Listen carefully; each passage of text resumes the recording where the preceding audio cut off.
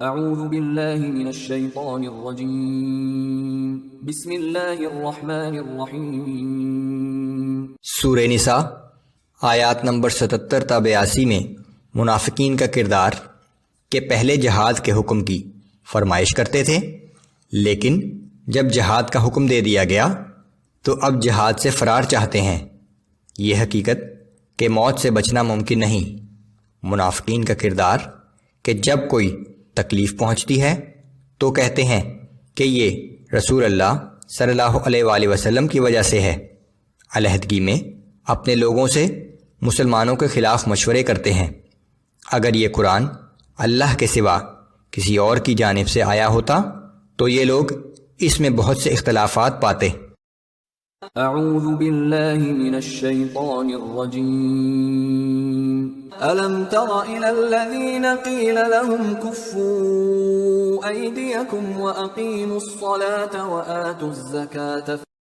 کیا آپ نے ان لوگوں کو نہیں دیکھا جنہیں اس سے پہلے صرف یہ حکم دیا گیا تھا کہ تم ابھی اپنے ہاتھوں کو روکے رکھو، نماز کی پابندی کرتے رہو اور زکوٰۃ ادا کرتے رہو۔ بہت سے لوگ جنگ کی اجازت مانگتے تھے، لیکن اللہ کی حکمت تھی کہ ابھی جنگ کا مناسب وقت نہیں آیا۔ فَلَمَّا كُتِبَ عَلَيْهِمُ الْقِتَالُ إِذَا فَرِيقٌ مِّنْهُمْ يَخْشَوْنَ النَّاسَ كَخَشْيَةِ اللَّهِ أَوْ أَشَدَّ خَشْيَةً۔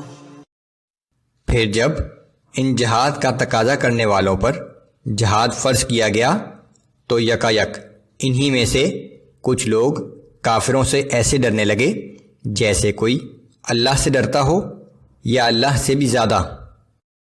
وَقَالُوا رَبَّنَا لِمَ كَتَبْتَ عَلَيْنَا الْقِتَالَ لَوْلَا أَخَّرْتَنَا إِلَىٰ أَجَلٍ قَرِيبٍ۔ اور کہنے لگے کہ اے ہمارے رب، تو نے ابھی سے ہم پر جہاد کیوں فرض کر دیا؟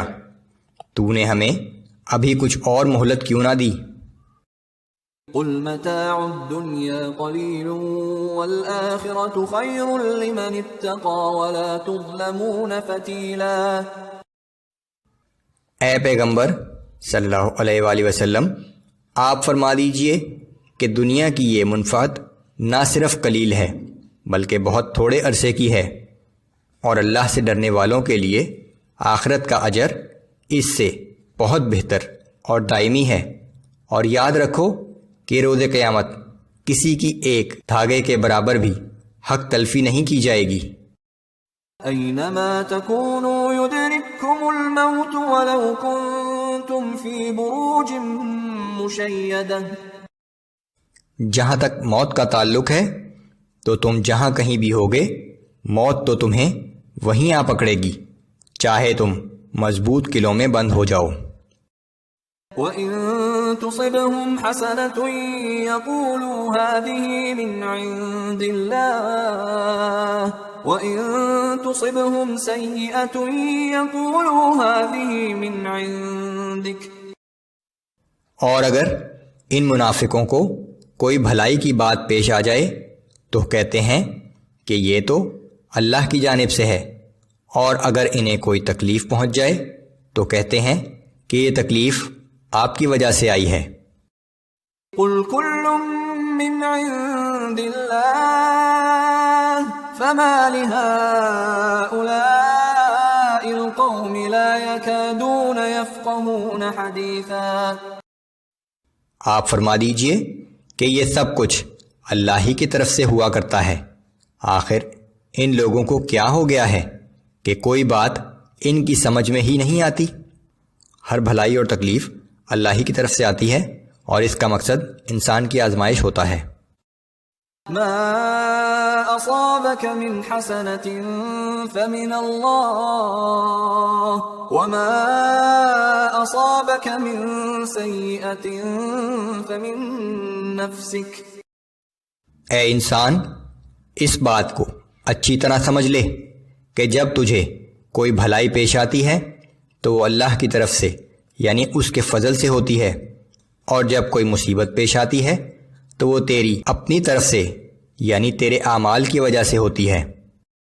وَأَرْسَلْنَاكَ لِلنَّاسِ رَسُولًا وَكَفَى بِاللَّهِ شَهِيدًا۔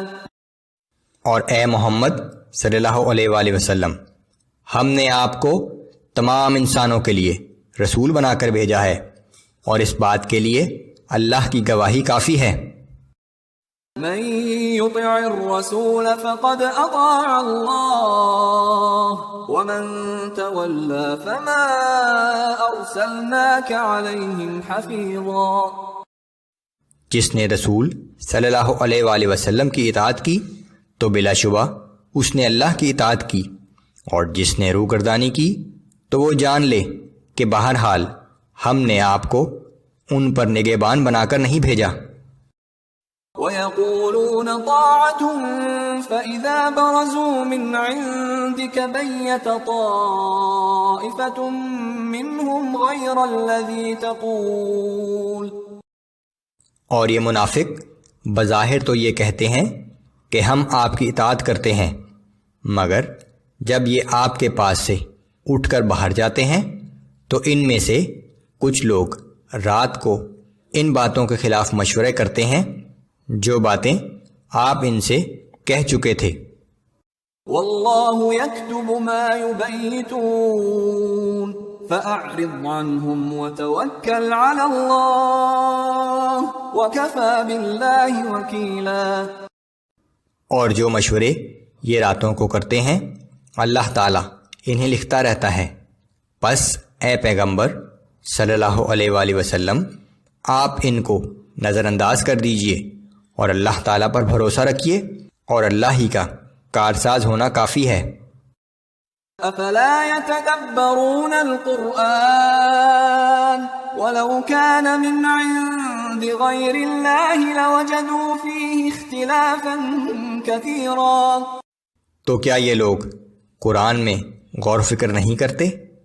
یہ بات اچھی طرح سمجھ لو کہ اگر یہ قرآن اللہ کے سوا کسی اور کی جانب سے آیا ہوتا تو یہ لوگ اس میں بہت سے اختلافات پاتے۔